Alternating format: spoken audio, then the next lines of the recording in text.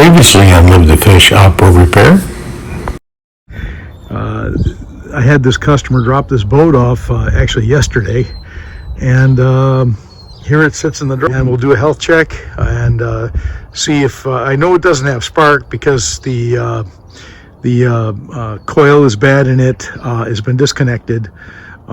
It's got a distributor on it and the points are shot, so we know we've got some work to do. It probably needs a new impeller, I'm sure it does.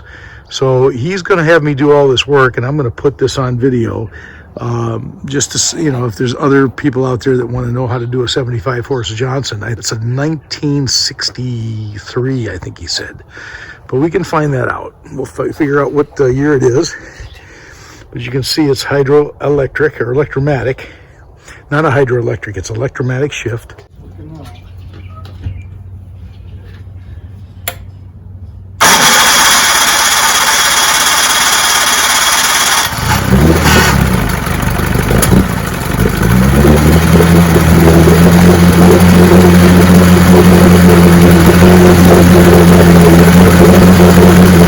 Look at that, runs like a charm.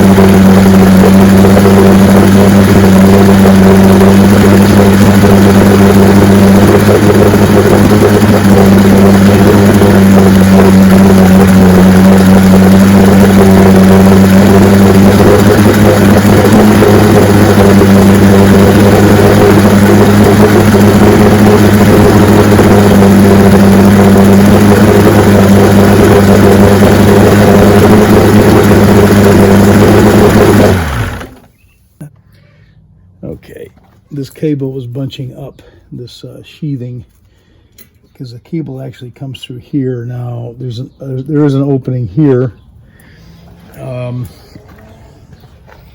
That's an access point.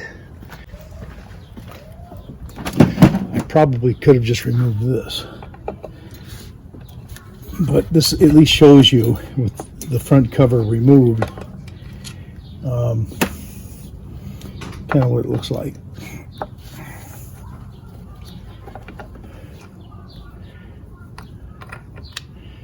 There, that cover comes off.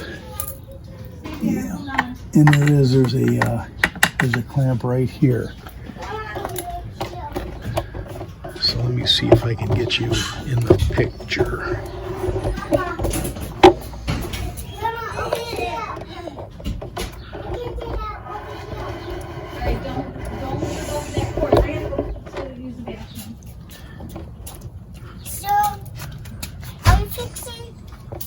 With these because all of these is so big and small. So did you put it a little bit down so I can see it? Okay. All right. There's a clamp holding the cable right here, and this cable's got to come out. I was wondering why I was not moving the cable at all. And there goes the clamp right there. Now this cable should be able to pull right out of there.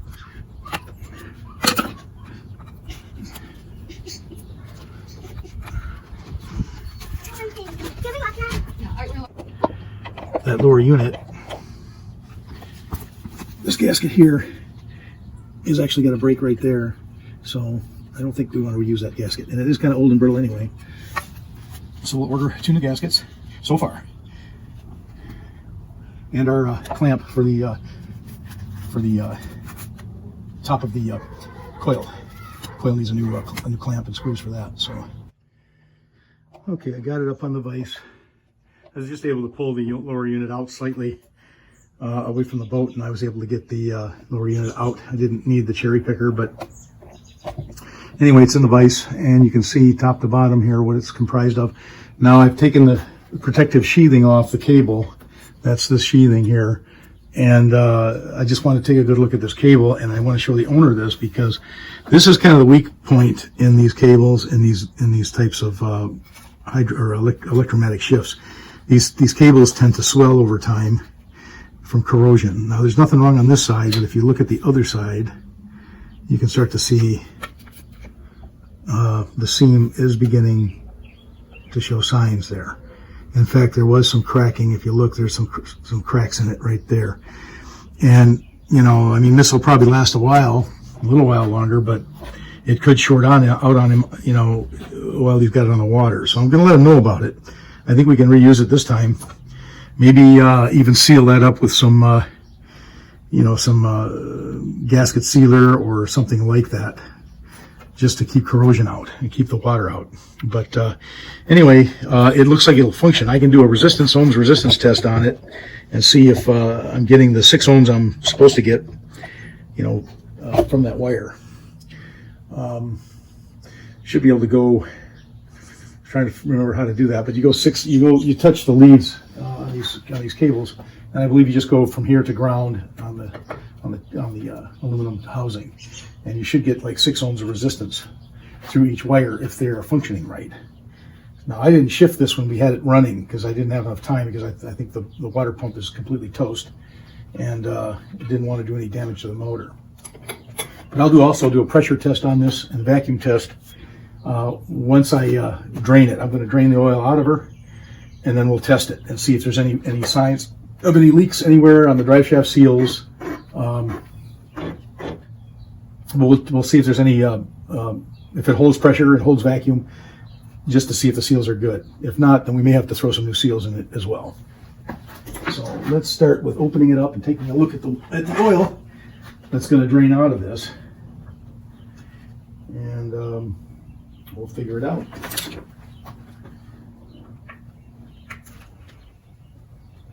I don't know if you're in the picture on this or not. Let me see. I want to get you down here kind of close so that you can witness this. There you can see that the oil is starting to come out, and it does look like oil. So that's a good sign. That's an excellent sign. Yeah, I don't see any water in this at all.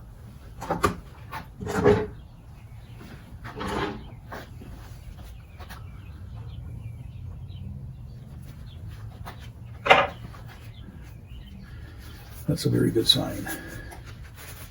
It looks like the correct oil. This takes that premium Johnson gear lube. It used to be called Type C, but now it's called Johnson Premium Gear Lube. And it's especially for those coils that are in there, electromagnets that engage a spring, or the spring engages from the electromagnetism and engages the gearing. So, okay, let's just take this the oil level cap off here. Okay, that looks pretty good, I gotta say. All right, now we're going to take the pump off. Before I do this, though, before I remove that pump, I actually do want to do a pressure test. So I'm going to, now that the oil is drained out of it, for the most part, it looks like most of the oil is out. I'll put this back, and then we'll pressure test it.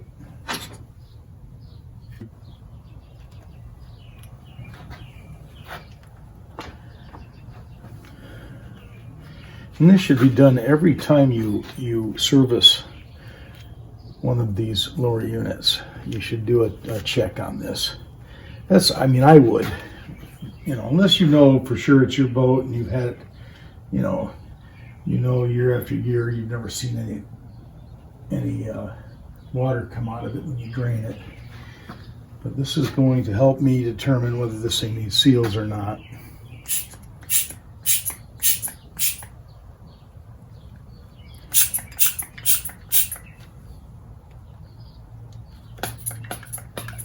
Oh, there we go.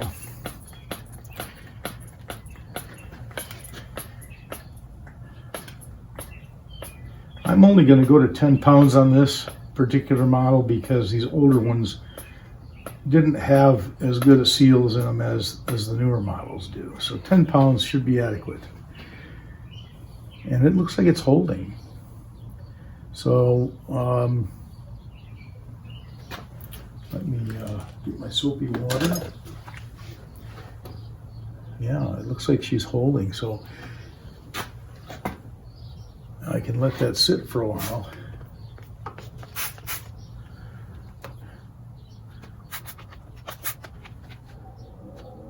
Sorry, 10 pounds.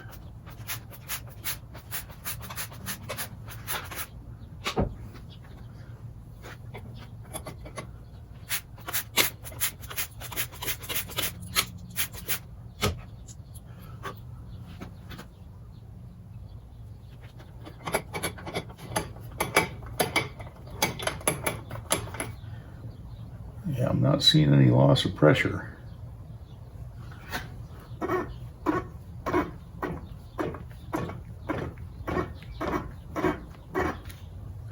Now you're asking yourself, while I'm turning this drive shaft, why isn't the propeller shaft turning?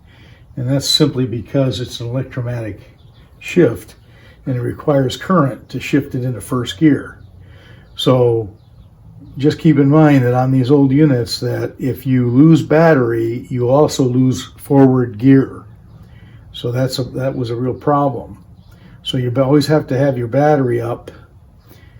Otherwise, you will lose forward gear. It'll just stay in neutral, and it will not shift.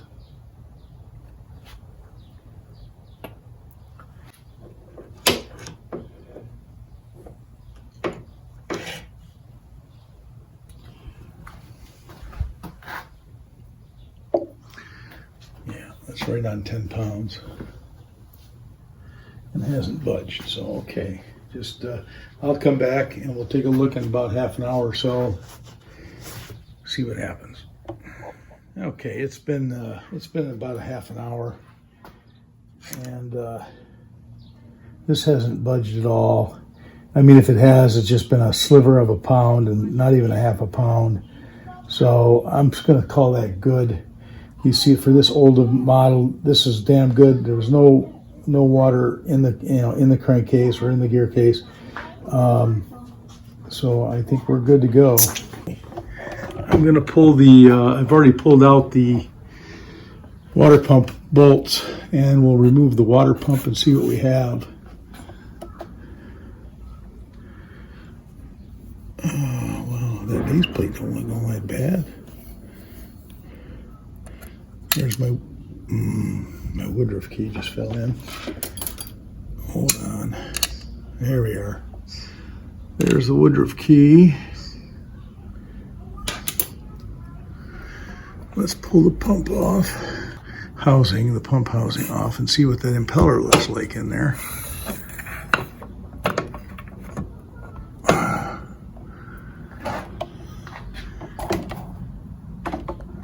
Well, all the fins are there.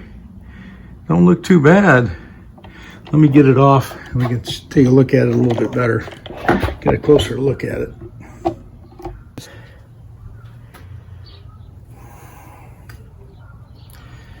Well, folks, I mean, yeah, it's not bad, but boy, it's definitely taken that shape. It's got some permanent creases in it and some pretty good wear marks on the fin here. So hopefully you can see that. I don't know if you can focus in on that, but you can see that it's been worn. Let me show you the new one. Could be I think that's this. I think it is 377992, I believe. Anyway, we'll take a look at what the new one looks like. You can see that this definitely is in much better shape. I mean, it's brand new, so it should be. But yeah, I don't think that other one was. Maybe I didn't run it long enough, but and maybe it didn't require cooling at that point. But I'm not going to take any chances. This is the old. Needs to go in the garbage. They're weak. These blades are very weak, where these are pretty strong. So that's junk. But there is a groove in it, and a pretty deep one here.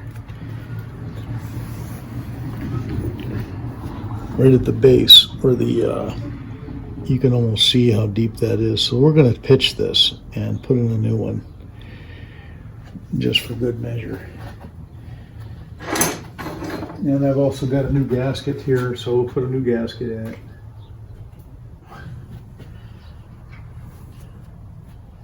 Well, it was doing its job, though. We'll put a new one in it. That seal definitely needs to be it needs a new one. So we'll order that. So I'll put all this together up until that point, and we'll order parts on this pump. This water hose bushing, this rubber bushing, it looks a little worn out. I mean, it's got a little tab that broke off there, that little retainer tab that holds it in. That just kind of sheared off. But it might still work. It's still pretty limber. It's still pretty limber. Yeah. Let's see if I turn it around a little bit here. I think that's just meant to keep it in there so it don't come out when you're installing all this. Yeah, it's probably okay. Yeah, that'll work. If you were wondering, the gasket I just put on was part number 309204. I believe that's, again, a 9. Could be, yeah, it's got to be, well, it could be a 4. Looks like a 9. There's a 4. That's got to be a 9. 309204. And the base plate part number is 305434.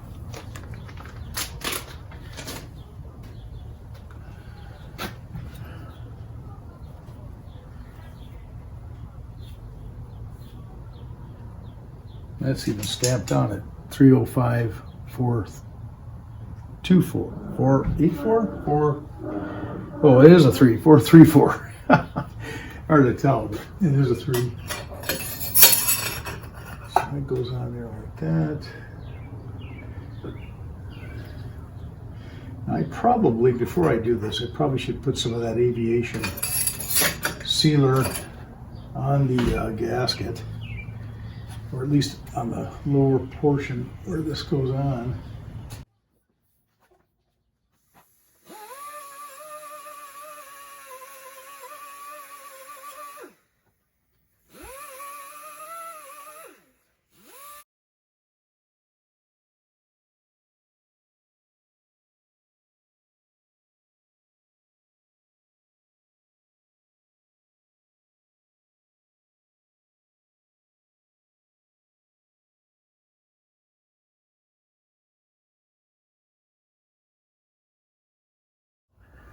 Okay, just so you can see what I wired here. These are all water surfaces.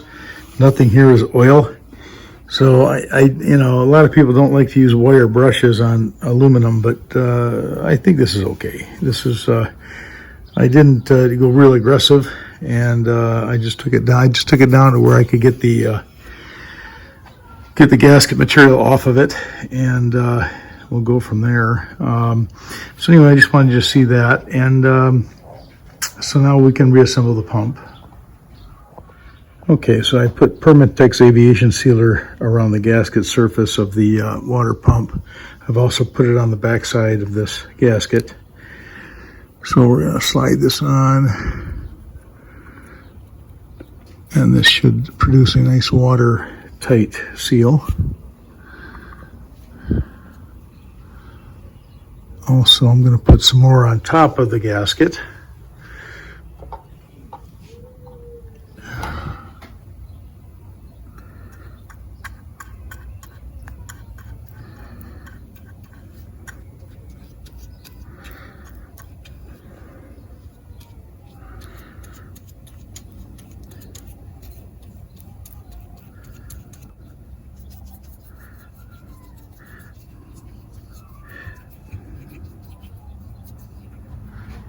Okay.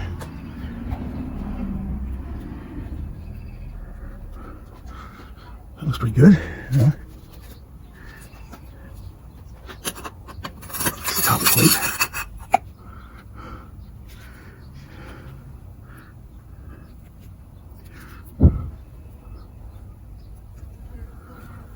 All right.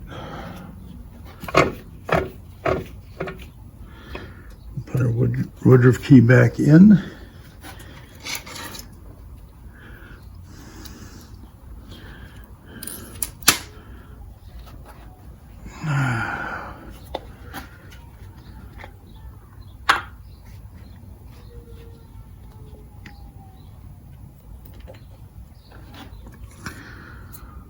Put a little grease in there.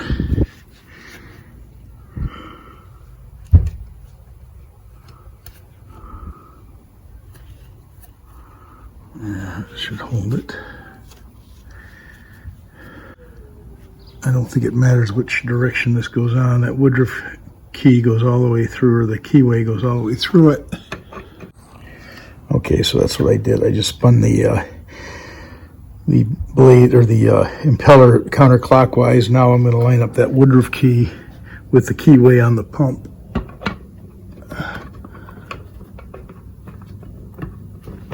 Let's see if I can't drop that back into position. I keep slipping out. I'm going to need both hands, people, so I'm going to have to try to I'm going to try and get that Woodruff key back where it belongs.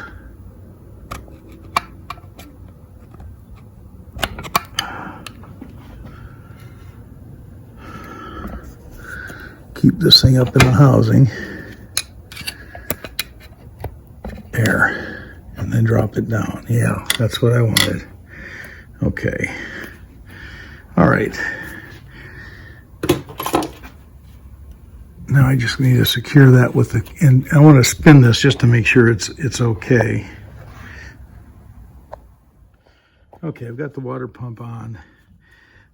Gaskets down there with the new water, or the new base plate, as you saw. Keyway all lined up okay. I can spin that pretty freely. So I think we're good to go. Just got to order that seal for this part of the pump housing, that gasket and this other gasket, and it's ready to be reinstalled. So that's what you'll see next in the coming soon, but I'll make it all one big video, so you won't, it'll be like milliseconds to you people. But anyway, it'll probably be a week. So anyway, thanks for watching. Okay, after the pump install, I took it up to 15 pounds and it's holding as well. Sure, I don't see any bubbles or anything like that anywhere. So I'm just going to call this good, and we'll put in the top part of the pump later, and then I'll reassemble the whole thing and we'll start it up and see what we get, if we get water pumping through the thing. So, all right, stay tuned. Okay, it's been at least an hour and it hasn't budged from that 15 mark. So I'm going to call it good. And I just want to take one last look at that. And so I'm happy with that. So yeah, 15 pounds, it's holding. So I think I'm fine. All right. Okay, I just wanted to show that I ended up putting some shrink tubing, heat shrink, over those cracks. There was actually some cracking going on this rubber sheathing. So it looks pretty good now. I think that's going to hold up quite well. So anyway, I just wanted to show that I did, repair that. So that should be fine. So anyway, the next step is we're going to change out the seals in this cover. We've got a small seal, or a water seal, inside there that needs to come out. Also has a gasket that needs to come off. and we'll reinstall the seal, and then we'll put it back on the top of the water tube, or I'm sorry, water pump. Anyway, so that's coming up for this, and we'll go on from there. So I ended up getting the seal and the gasket in the mail. Okay, and the seal will go here. I just gotta pull that seal out of there and press that back in, and we're good to go.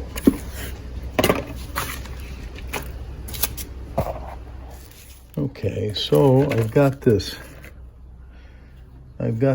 Johnson Evinrude seal remover. It looks like it'll fit just right in there.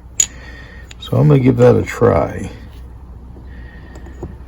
It fits kind of nice in there. So I'm gonna give that a couple of wraps with the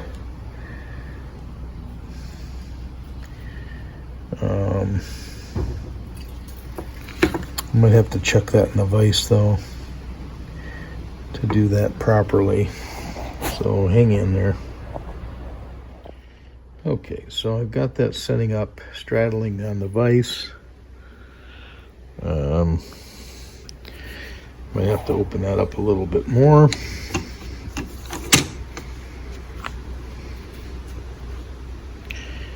Just so that seal sits in between the jaws of the vise. Now if I give this a little bit of a wrap, gently, it doesn't look like it budged. See.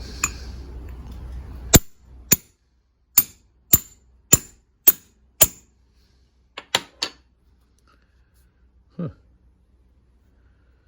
Interesting. I don't want to hit it too hard. I don't want to end up breaking this thing.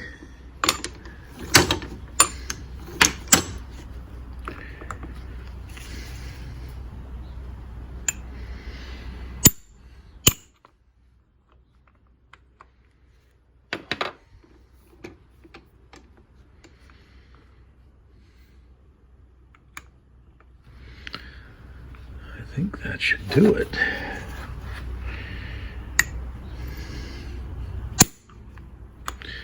I might need two hands for this. Hang on. Okay, I've got it to move some. But the depth of my tool is not deep enough on that smaller tool. So I've got a longer one. And it will fit in there. Again, these are Johnson Evinrude tools, but they'll work. So let's give this a try. There it went. Popped right out of there. Very good. That's the old one, that's the new one. Now we just got to reinstall the new one, and we're good to go. Well, I knew I was going to damage that.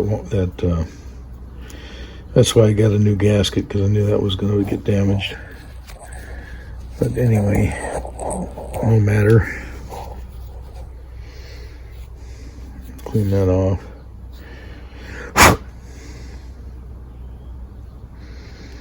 Maybe clean that out a little bit. All right. Okay, so we'll use some of this Aviation, Permatex Aviation sealant. Maybe put a little bit in here.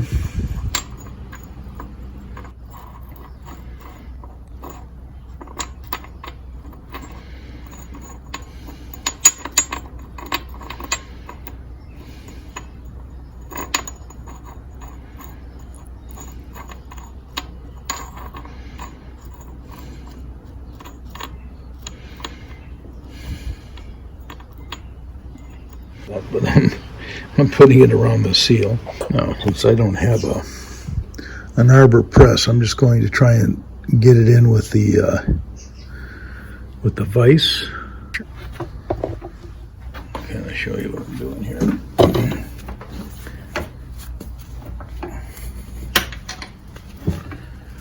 Okay, I think you're in the picture. I'm just pressing it in with this seal remover installer, trying to get a nice even pressure on this.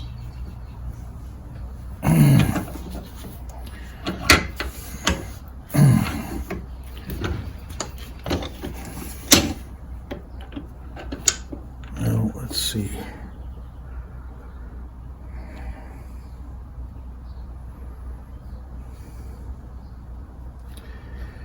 Yeah, I think that did the trick. I've got to get rid of some of this adhesive, but you kind of get the idea. It pressed it in pretty well.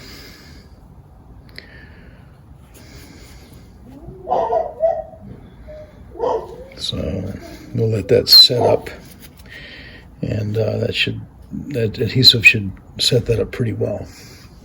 Okay, I just cleaned that up as best I could, and seals in, and I just need to get the gasket.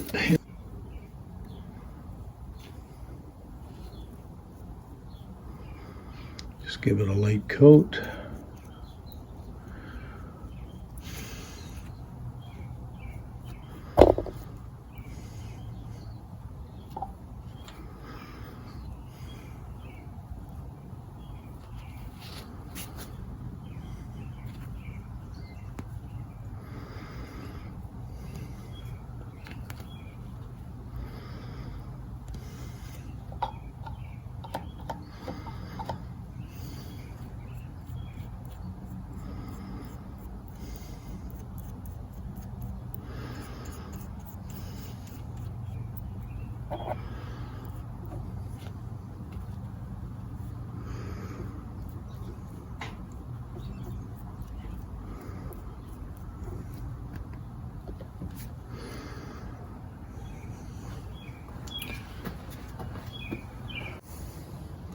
Put a little grease on the lip of the seal.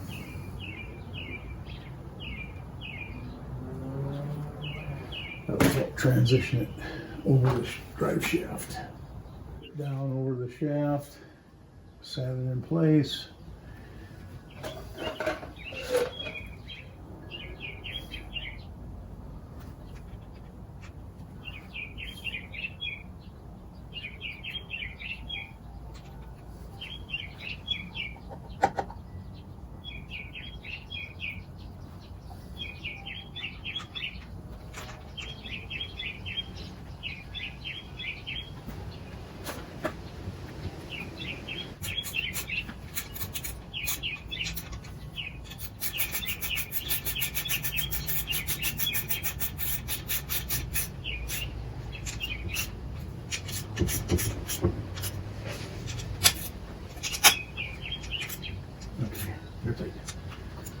Okay, so I'll put a little grease on here.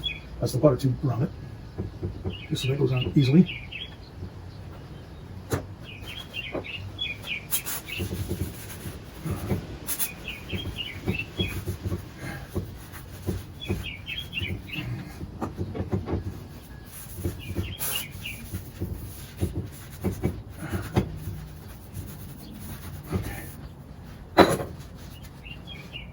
Okay. Now that just needs the O-ring up here, a new O-ring on the drive shaft, which I have. I just ordered it and it just came in the mail yesterday. So I'll get that on. So that drive shaft looks all nice and cleaned up. So, and she's ready to be reinstalled once I've got to fill it with the lubricant, the gear case lubricant, and we'll be ready to go. So, and again, we're going to be using the Johnson Evinrude premium blend gear case lube. That's for these hydro or electromatic shift outboards. Never want to use anything other than that. The electromatics have to have that particular lubricant. Otherwise, the solenoids won't work. I'm taking this Evinrude Johnson premium blend and I'm pouring it into this. You can see the color of this stuff. It's almost clear.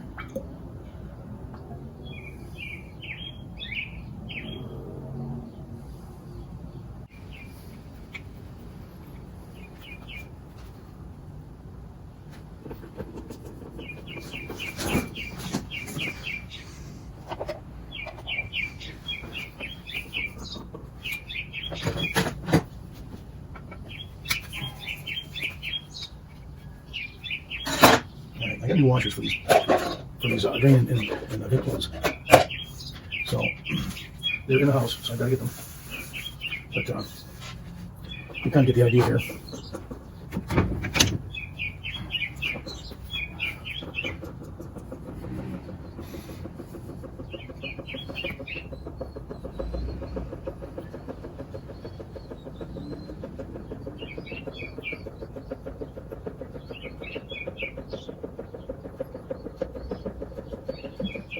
Okay, it's starting to, I hear it. I'll just put this in for now. So I'm getting, look, there it comes. There it comes. All right, it's full, so I'll just put the vent plug in. I'll pull that back out once I get the new seal on it. But I'm going to leave it like that for now until I can get the other one, because I've got to put the new vent seal here. But we know she's full.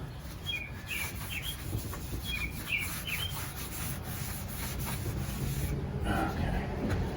All right. I'll go open that package of new parts. Maybe I'll take you along with me. This is the new package that came in. And this is the parts that I needed to finish up this lower unit for this Johnson 75 horse. Or Evinrude, actually, 75 horse.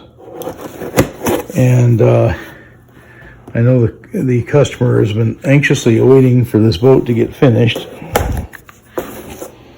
So, and here it is. We've got our new clamp for the coil. So that's going to hold it in. I'm going to have to find screws for it, though. They wanted $6 a piece for those screws. We've got our new gasket for the lower unit and some other little goodies here. I think these are the seals I need for the vent and drain plugs. Oh, no, that's the drive shaft O-ring.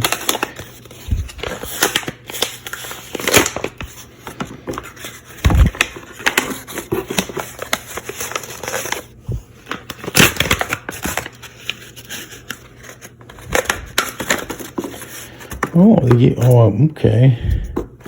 That's the seal for the water pump. I don't know why I got two. Should only have gotten one, but maybe they shipped that by mistake.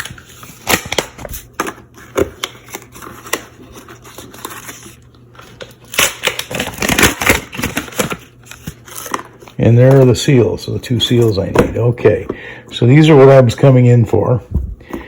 This is going to go on top of the pump. So we'll bring these out. Okay, so this seal goes on top and sits over the top of the pump. Again, I'm going to need two hands to do that. So, okay, so I've got the rubber, this little rubber seal, sponge seal, whatever it's called, and then the new gasket. As you can see, that separates the two halves of the lower unit. This provides a nice watertight seal so you don't get all that nasty oil running down the sides. Okay, so, and I've got the new O-ring up at the top for the drive shaft, and it's all greased up, ready to go in. So, okay, so it's ready to be installed. that's the next step. So stay tuned.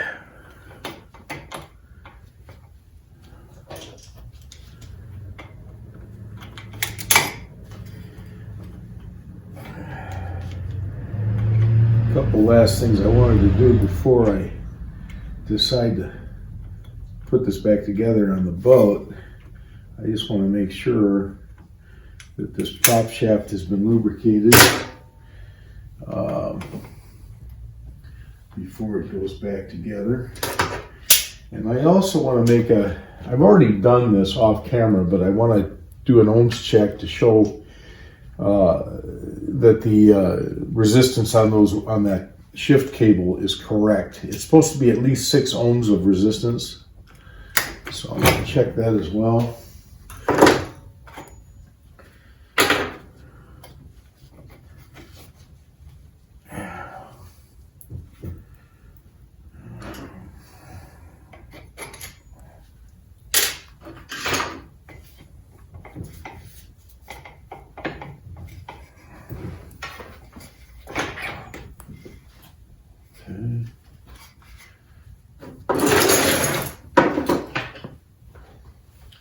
Oh, look at that.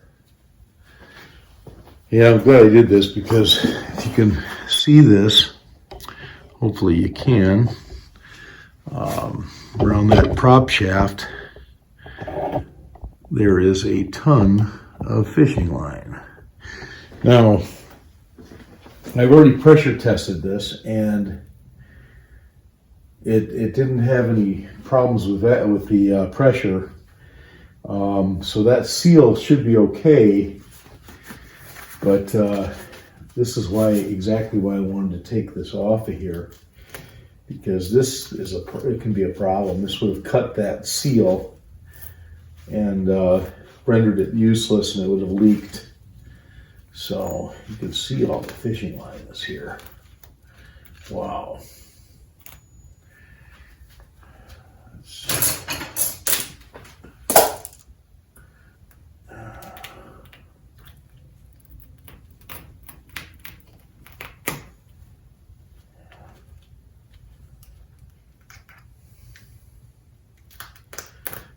Obviously, this prop hasn't been off in a while.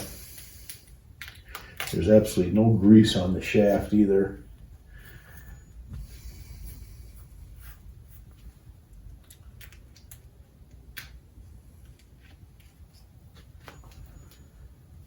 There.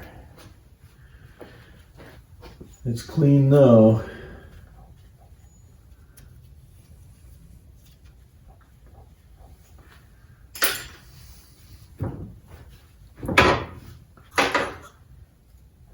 And you can see that's just a fragment of the amount of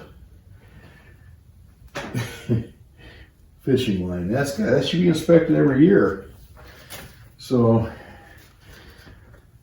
just so the owner knows that, if he watches the video, he'll see that. This should be, removed. The prop should be removed every year and greased and inspected for fishing line. That's a no-no. You don't want that to tear into that seal.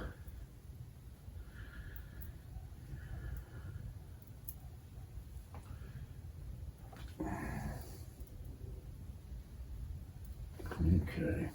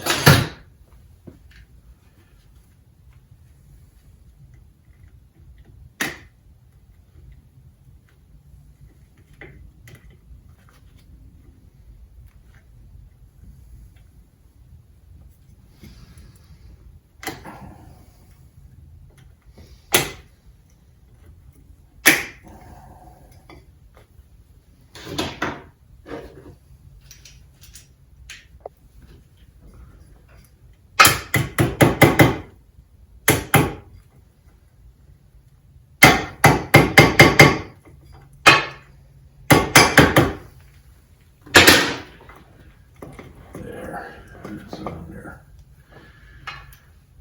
Okay.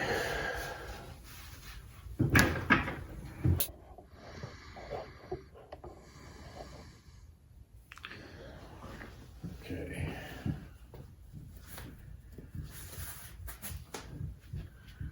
Now,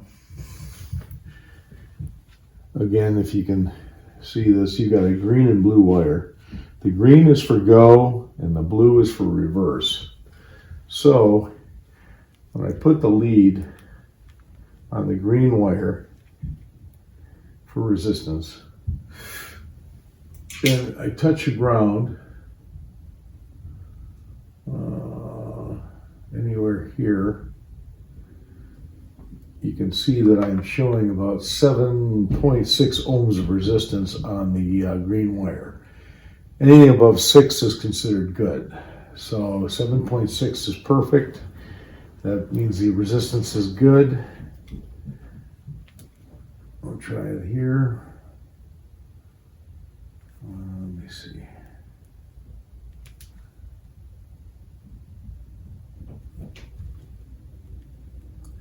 Not getting a good contact. There we go. And 7.5. So that checks out good. That cable checks out. Resistance is good on that wire. So we'll have good continuity through it. The next check I want to do is I want to hook up jumper cables from the battery, a 12-volt source, to each wire.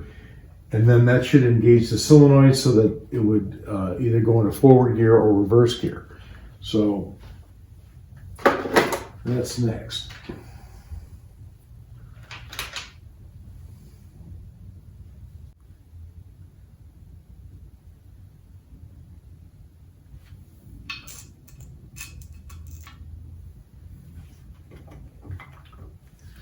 Yes, that's working. Okay, so that's I've got 12 volts grounded to the aluminum housing.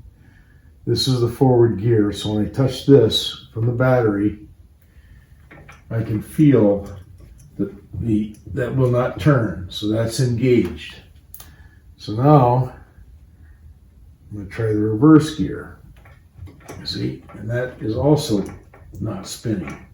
So that's engaged. So that is working. When I take the current off, I can turn it. When I apply current, I cannot turn it. So that tells me that those solenoids are working properly and we're good to go. So I am ready to install this now. This is completely finished and I can put it back into the motor. So that's all I wanted to show you on this part of the video. When you apply current to the cable, it locks in those gears to where this will activate the forward and reverse gears. So hopefully everybody understands that. It does not have a shift shaft. It uses current to shift into forward and reverse.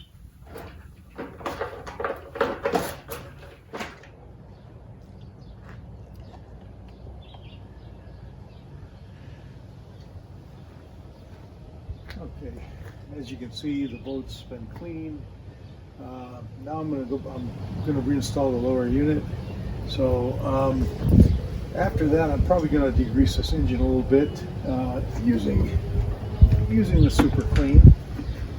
I got a little bit left, so I figure maybe I'll degrease the motor and see what that looks like afterwards as well. So stay with me, and you'll see this thing get reassembled, and maybe we can even get it started. So.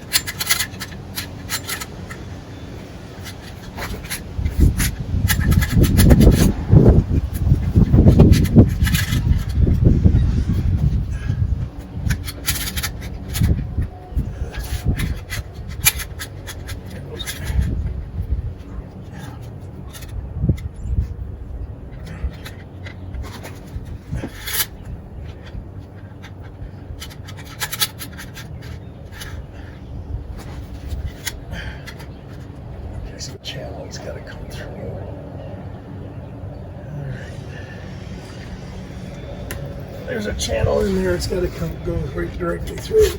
So it's right next to the drive shaft. So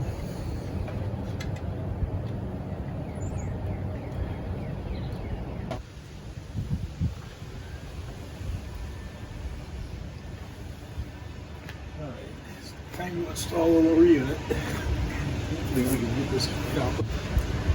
Also, I'm going to put some aviation, Permatex aviation sealer on this gasket.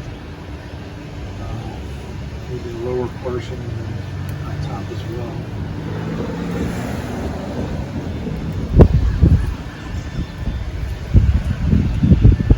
Gasket is stable.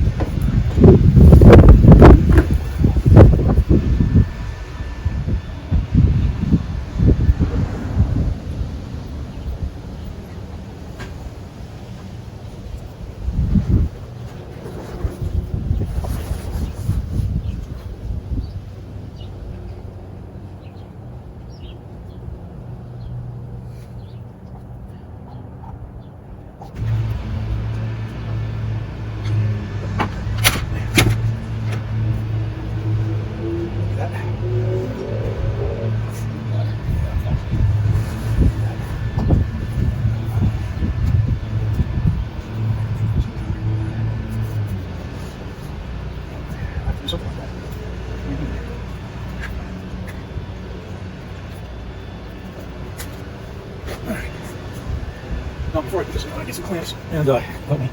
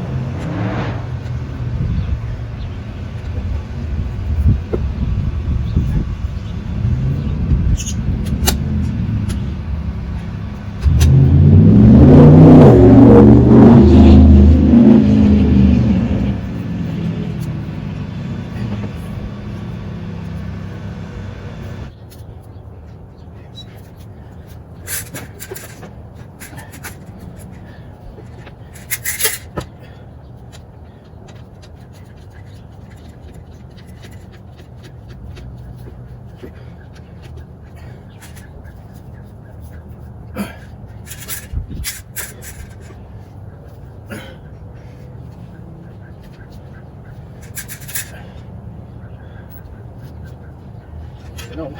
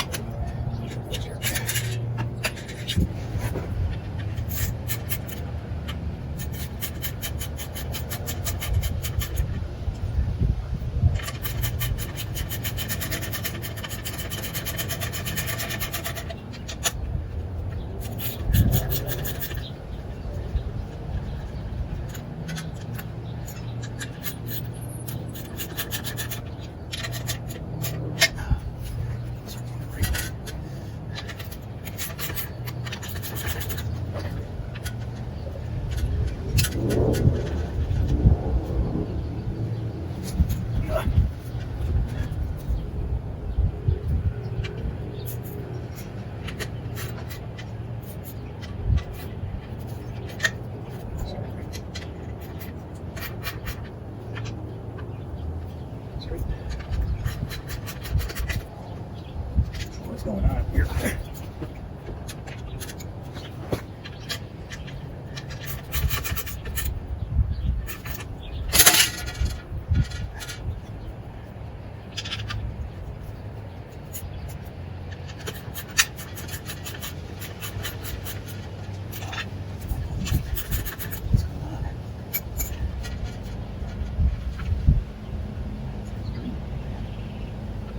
I should tap those out and clean them up.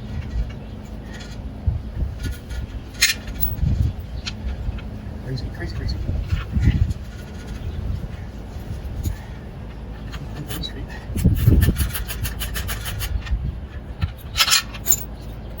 Wow. That wants to collaborate.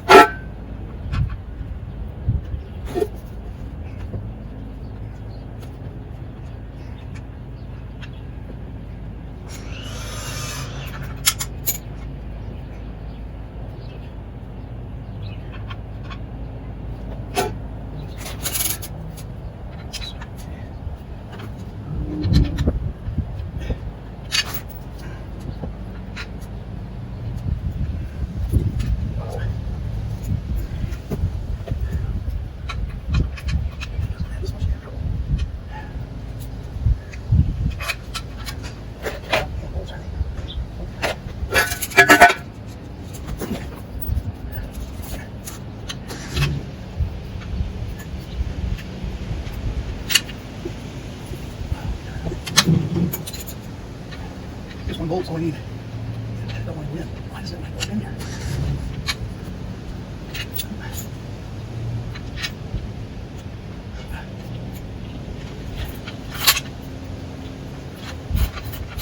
It's free. It's free. Alright. I don't know if it's because the battery's not in. Oh, man.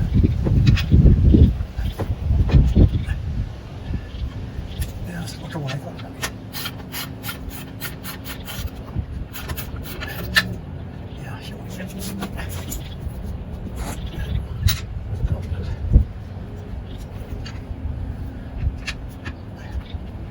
Should start.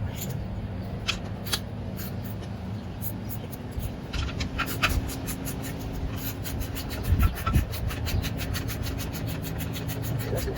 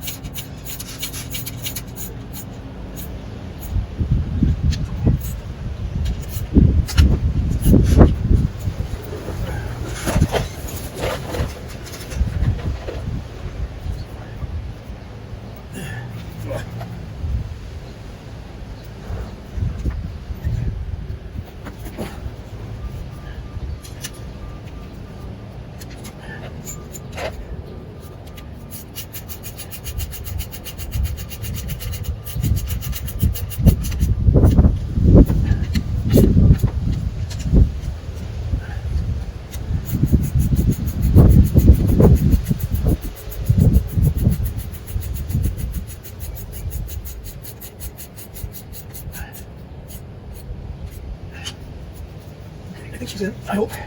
And I'm not real positive about whether I connected to the water tube or not on this, so only time will tell when you get it fired up and put in the tank, because I couldn't see if the water tube was connected, but it seemed to go in okay.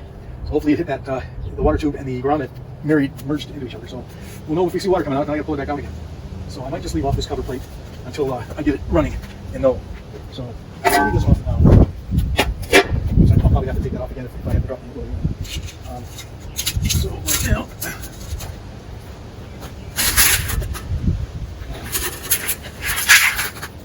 this off here.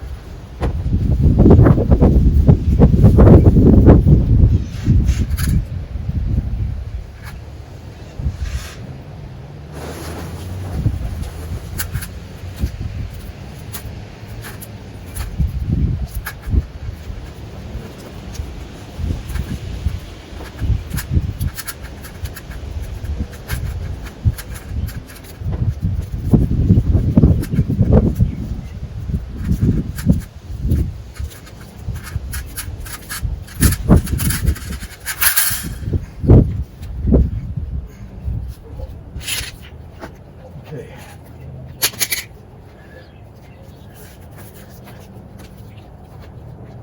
Actually, this is going to come through here.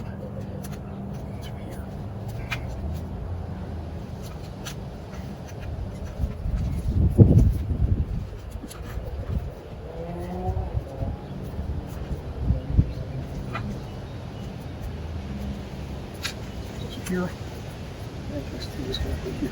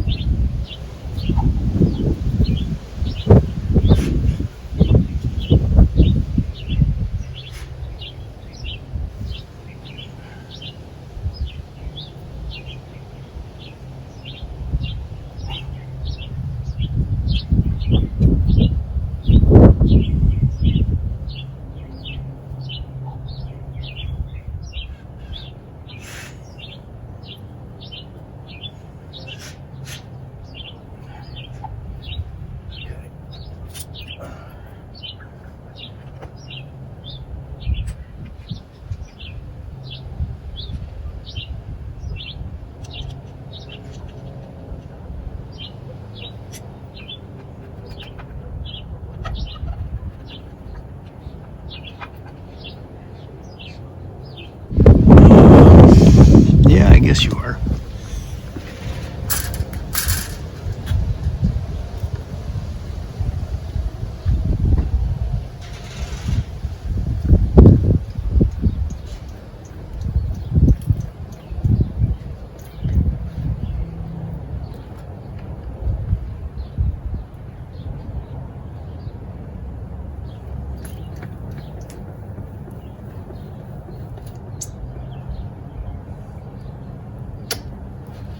Well, I think that's plenty.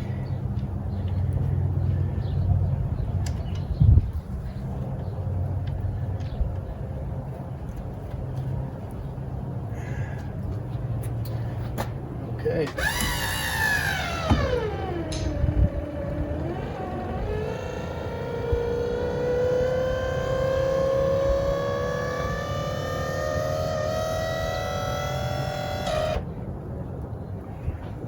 Well, that's what I should have done originally.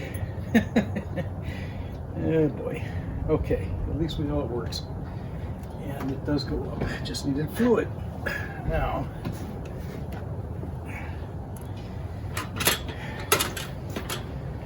I'll get my barrel and we'll get some water in it. And we'll fire this puppy up.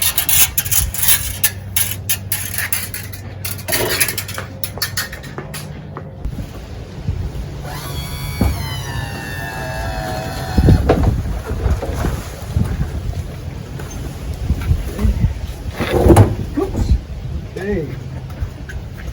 Ooh, that went out fast.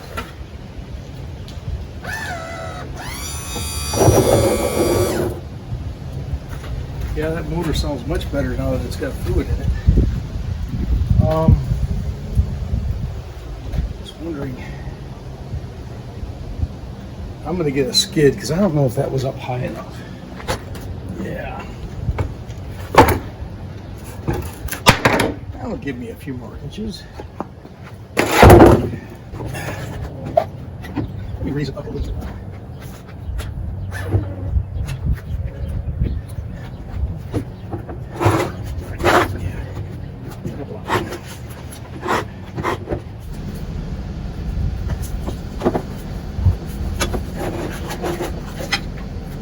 That's my first thing. That was okay.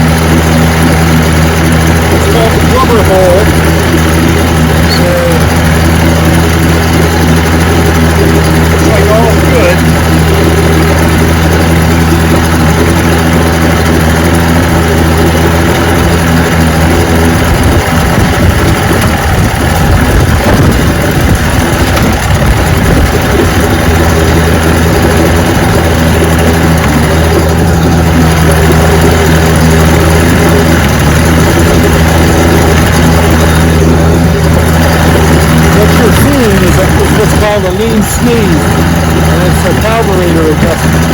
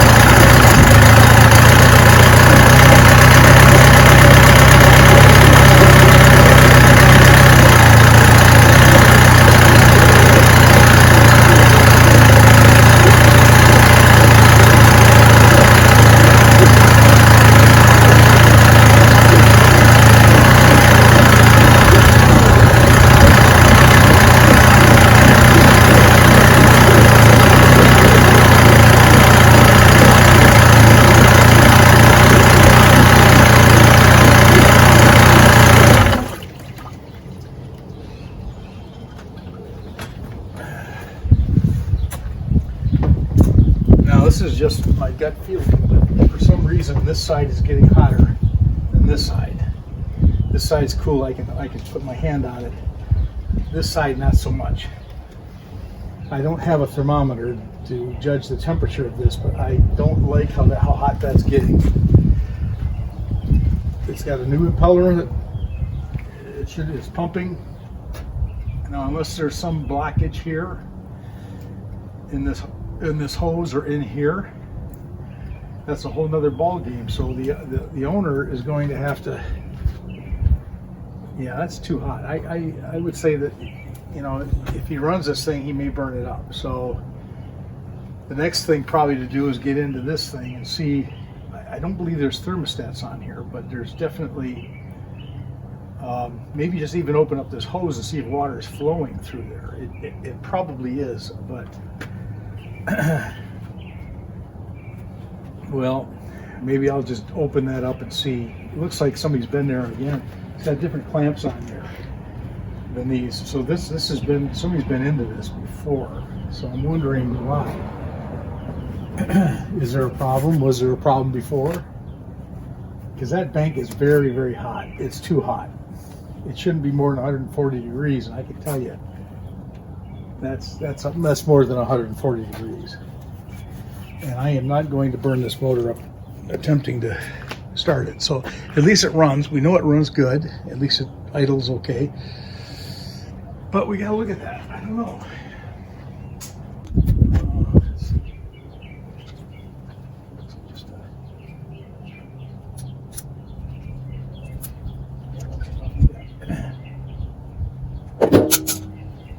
Now,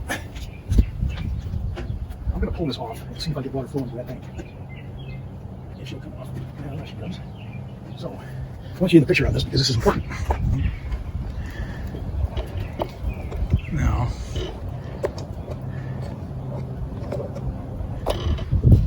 I don't know if I can get you in the picture better, but I'm gonna try.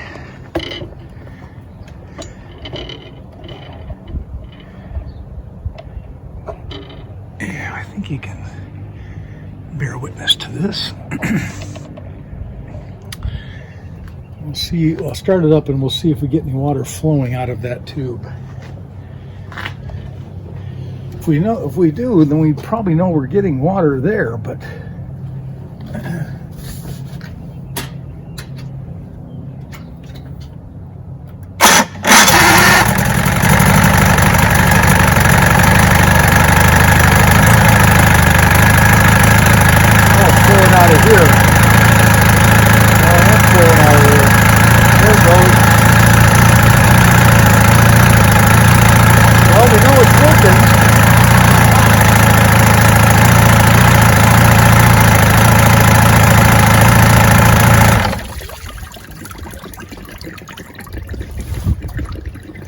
all right then. Well, we know we got water coming through the head. It's actually water coming through this way and this way, so I'm not exactly sure how this flows, but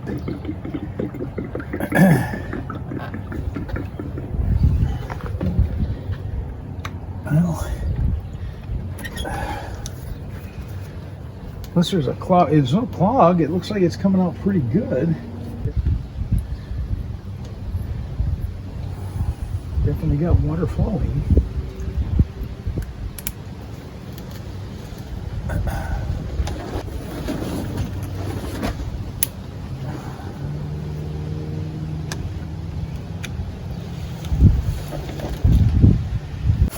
Oop, yeah, that's tight. Well, fire it up again.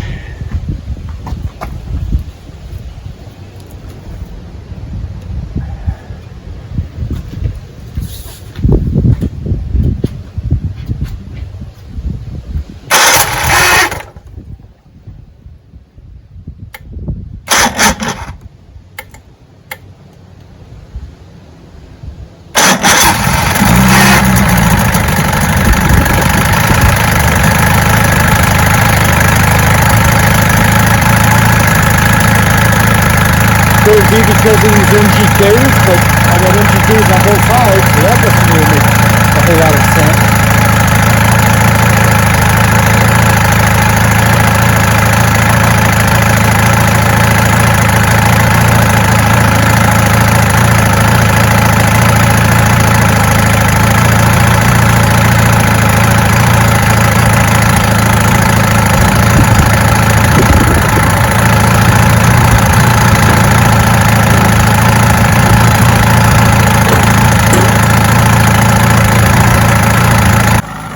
Yeah, it seems like I got her idling pretty good. I don't think she's sneezing anymore.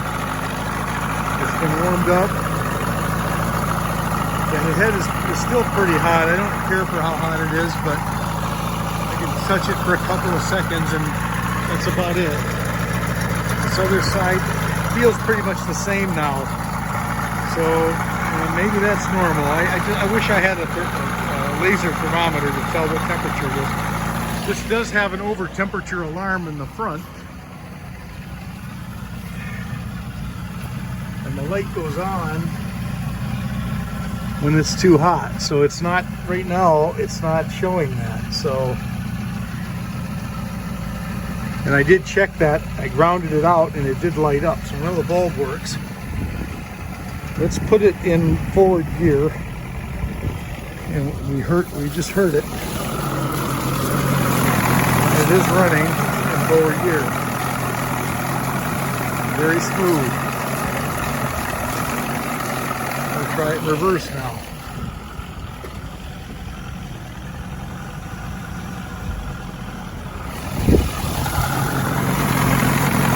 Very nice. You see the water coming out. It's coming out more and more. So there must be thermostats in this, I'm not sure, but some sort of a water bladder, some kind of device that keeps water circulating through. I've never really taken that apart, so I don't know, but put it back in forward.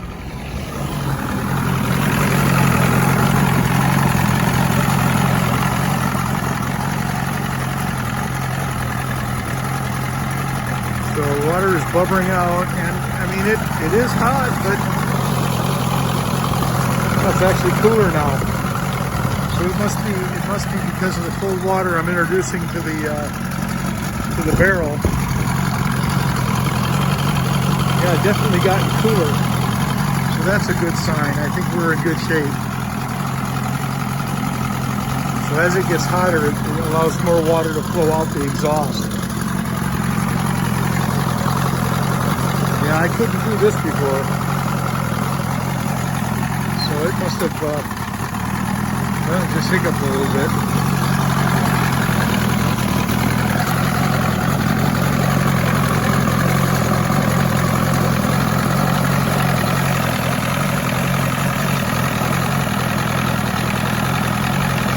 Well, I didn't go through the carburetor, so he didn't want me to do that. Unless I absolutely had to, but it's okay. I mean, I suggest you get it out of the lake and really let her go and see what happens.